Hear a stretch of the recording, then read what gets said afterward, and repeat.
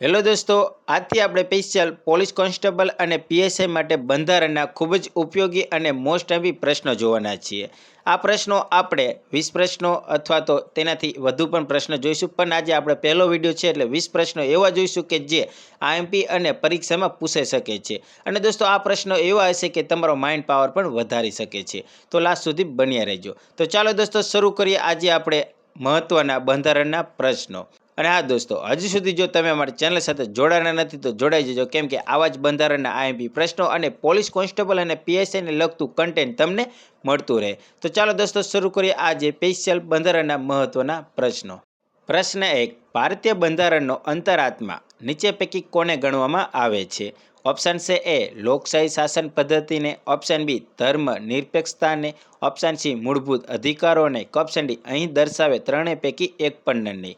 દોસ્તો તમને આન્સર વિચારવા માટે 5 સેકન્ડનો સમય આપીશ. જો તમારે સમય ઓછો પડતો હોય તો તમે વિડીયોને પોઝ કરીને આન્સર વિચારજો.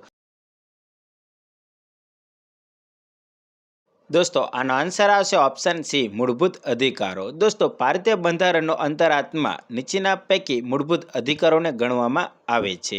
પ્રશ્ન 2. સંઘ જાહેર સેવા આયોગ દ્વારા કયા અધિકારીઓની ભરતી કરવામાં આવે છે? ઓપ્શન છે એ આઈએએસ ઓફિસરની, ઓપ્શન બી આઈપીએસ ઓફિસરની, ઓપ્શન સી સંઘીય વહીવટ અધિકારીઓની, ઓપ્શન ડી અધિક કલેક્ટરશ્રીઓની.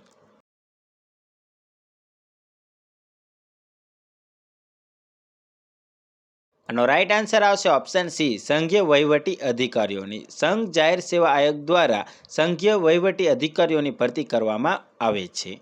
પ્રશ્ન 3. ભારતના રાજકારણમાં પક્ષપલટા વિરોધી ધારો કયા વર્ષમાં ઘડવામાં આવ્યો છે? ઓપ્શન છે A 1978, option B 1985, option C 1989, option D 1981.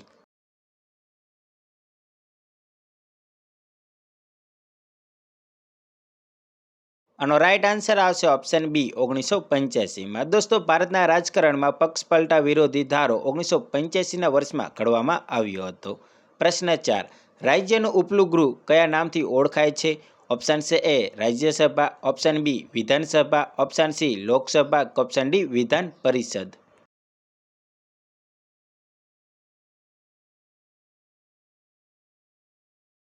આનો રાઈટ આન્સર આવશે ઓપ્શન એ રાજ્યસભા. દોસ્તો રાજ્યનું ઉપલું ગૃહ રાજ્યસભા નામથી ઓળખાય છે. પ્રશ્ન 5. રાજ્યના મુખ્યમંત્રીને શપથ કોણ લેવડાવે છે? ઓપ્શન છે એ વડી અદાલતના મુખ્ય ન્યાયમૂર્તિ, ઓપ્શન બી સર્વોચ્ચ અદાલતના મુખ્ય ન્યાયમૂર્તિ, ઓપ્શન સી વિધાનસભાના સ્પીકર, ઓપ્શન ડી રાજ્યપાલ.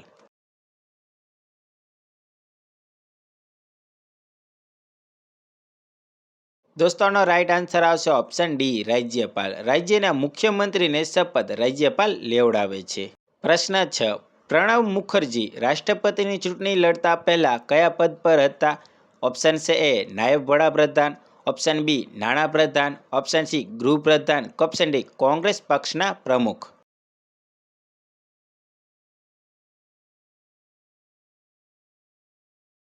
આનો રાઈટ આન્સર આવશે ઓપ્શન બી નાણાપ્રધાન. દોસ્તો પ્રણવ મુખર્જી રાષ્ટ્રપતિની ચૂંટણી લડતા પહેલા નાણાપ્રધાનના પદ પર હતા. પ્રશ્ન 7. જિલ્લા પંચાયતના પ્રમુખને ખાલી જગ્યા ચૂંટે છે? ઓપ્શન છે એ સીધે સીધા પ્રજા મત આપીને ચૂંટે છે, ઓપ્શન બી જિલ્લા પંચાયતના ચૂંટાયેલા સભ્યો બહુમતીથી ચૂંટે છે, ઓપ્શન સી તાલુકા પંચાયતના પ્રમુખો ચૂંટે છે, ઓપ્શન ડી ઉપરમાંથી એક પણ નહીં, એટલે કે એકય નહીં.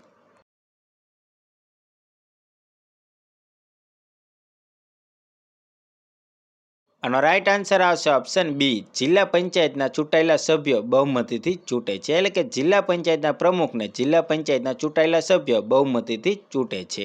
પ્રશ્ન 8. નીચેનામાંથી કઈ સંસ્થા બંધારણીય સંસ્થા નથી? ઓપ્શન છે એ સંઘ લોક સેવા આયોગ, ઓપ્શન બી ચૂંટણી પંચ, ઓપ્શન સી યોજના આયોગ, ઓપ્શન ડી નાણાં પંચ.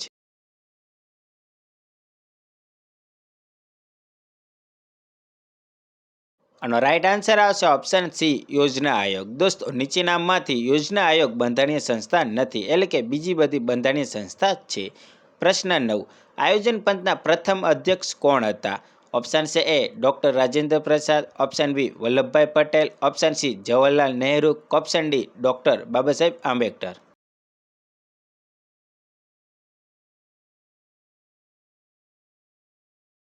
અને આન્સર આવશે ઓપ્શન સી જવાહરલાલ નહેરુ. આયોજન પંચના પ્રથમ અધ્યક્ષ જવાહરલાલ નહેરુ હતા.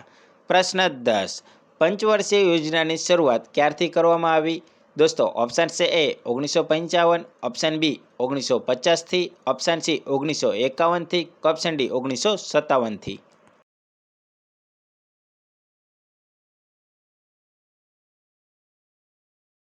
અને આન્સર આવશે ઓપ્શન સી 1951થી. દોસ્તો પંચવર્ષીય યોજનાની શરૂઆત સાલ 1951થી કરવામાં આવી છે. પ્રશ્ન 11. રાજ્ય સરકારના વહીવટમાં નીચેના પૈકી કોનો સમાવેશ થતો નથી? ઓપ્શન છે એ કારોબારીનો, ઓપ્શન બી ન્યાયતંત્રનો, ઓપ્શન સી ધારાસભાનો, ઓપ્શન ડી લોકતંત્રનો. જો દોસ્તો તમારા પ્રશ્નો સાચા પડતા હોય અથવા તો તમને જો પ્રશ્નો ગમતા હોય તો દોસ્તો વિડીયોને લાઇક એન્ડ શેર જરૂર કરી સપોર્ટ થોડો કરજો. અને આન્સર આવશે ઓપ્શન બી ન્યાયતંત્ર. દોસ્તો રાજ્ય સરકારના વહીવટમાં નીચેના પૈકી ન્યાયતંત્રનો સમાવેશ થતો નથી. એટલે કે કારોબારી, ધારાસભા અને લોકતંત્રનો સમાવેશ થાય છે. પ્રશ્ન 12. જાહેર હિસાબ સમિતિના અધ્યક્ષ તરીકે કોણ હોય છે? ઓપ્શન છે એ નાણામંત્રી, ઓપ્શન બી વિપક્ષના નેતા, ઓપ્શન સી વડાપ્રધાન, option D controller and auditor general.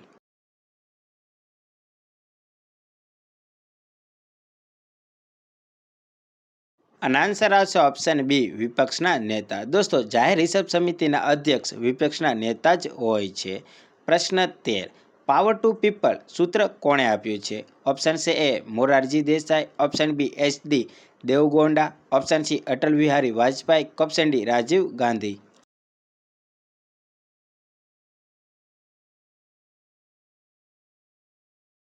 આનો રાઈટ આન્સર આવશે ઓપ્શન ડી રાજીવ ગાંધી. દોસ્તો પાવર ટુ પીપલનું સૂત્ર રાજીવ ગાંધીએ આપ્યું છે.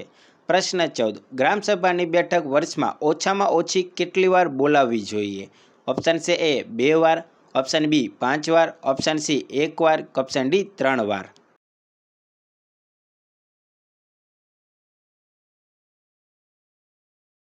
આનો રાઈટ આન્સર આવશે ઓપ્શન એ 2 વાર. દોસ્તો ગ્રામસભાની બેઠક વર્ષમાં ઓછામાં ઓછી 2 વાર બોલાવવી જોઈએ.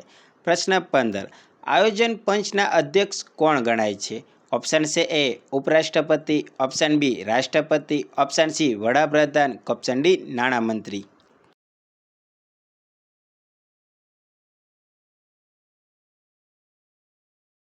આનો રાઈટ આન્સર આવશે ઓપ્શન સી વડાપ્રધાન. દોસ્તો આયોજન પંચના અધ્યક્ષ વડાપ્રધાન હોય છે એટલે કે ગણાય છે. પ્રશ્ન 16. જન ગણ મન રાષ્ટ્રગીત કેટલા પદનું છે?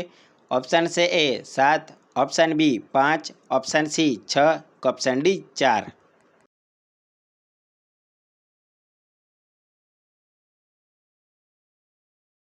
આનો રાઈટ આન્સર આવશે ઓપ્શન બી 5. દોસ્તો જન ગણ મન રાષ્ટ્રગીત 5 પદનું હોય છે અને કે છે. પ્રશ્ન 17. રાજકીય પક્ષોને ચૂંટણી ચિહ્નને કોણ માન્યતા આપે છે? એટલે કે દોસ્તો રાષ્ટ્રીય પક્ષોને જે ચૂંટણી ચિહ્ન હોય છે તેની માન્યતા કોણ આપે છે? તો દોસ્તો ઓપ્શન છે એ મુખ્ય ચૂંટણી અધિકારી, ઓપ્શન બી સંસદ, ઓપ્શન સી પ્રધાનમંત્રી, ઓપ્શન ડી ચૂંટણી આયોગ.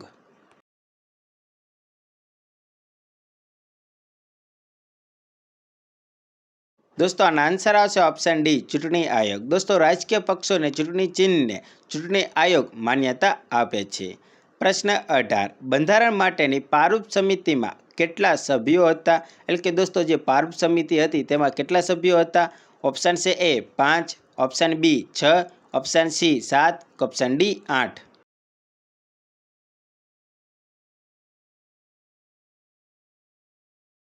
દોસ્તો આનો આન્સર આવશે ઓપ્શન સી 7 સભ્યો. બંધારણ માટેની પારપ સમિતિમાં કુલ 7 સભ્યો હતા. પ્રશ્ન 19. પંચાયતની ત્રણેય સ્તરની ચૂંટણીનું સંચાલન કોણ કરે છે? ઓપ્શન છે એ ભારતનો ચૂંટણી આયોગ, ઓપ્શન બી વિકાસ કમિશનર, ઓપ્શન સી રાજ્ય ચૂંટણી આયોગ, ઓપ્શન ડી કલેક્ટર.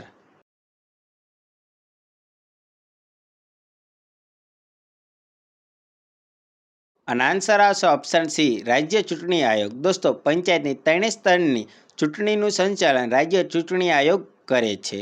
પ્રશ્ન 20. લોકસભાના સભ્ય થવા માટે લઘુત્તમ વય કેટલા વર્ષની છે? એટલે કે કેટલા વર્ષ હોય છે? ઓપ્શન છે એ 25 વર્ષ, ઓપ્શન બી 35 વર્ષ, ઓપ્શન સી 30 વર્ષ, ઓપ્શન ડી 28 વર્ષ.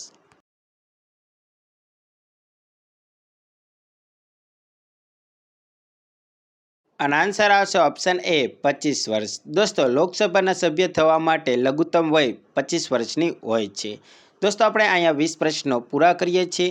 આ 20 પ્રશ્નોમાંથી તમારા કેટલા પ્રશ્નો સાચા પડ્યા તે કમેન્ટ કરીને જણાવજો. અને હા દોસ્તો, જે પોલીસની અને પીએસઆઈની થોડા લાંબા સમયથી તૈયારી કરે છે તેને આ પ્રશ્નો થોડા ઇઝી લાગ્યા હશે, અને જે તૈયારી હજી ચાલુ જ કરી છે તેને થોડા હાર્ડ પણ લાગ્યા હશે. એટલે કે દોસ્તો તમે તમારા માર્ક એટલે કે 20માંથી કેટલા પ્રશ્નો સાચા પડ્યા તે કમેન્ટમાં જણાવજો. ચાલો દોસ્તો મળીએ બીજા વિડીયોમાં. જય હિન્દ, જય ભારત.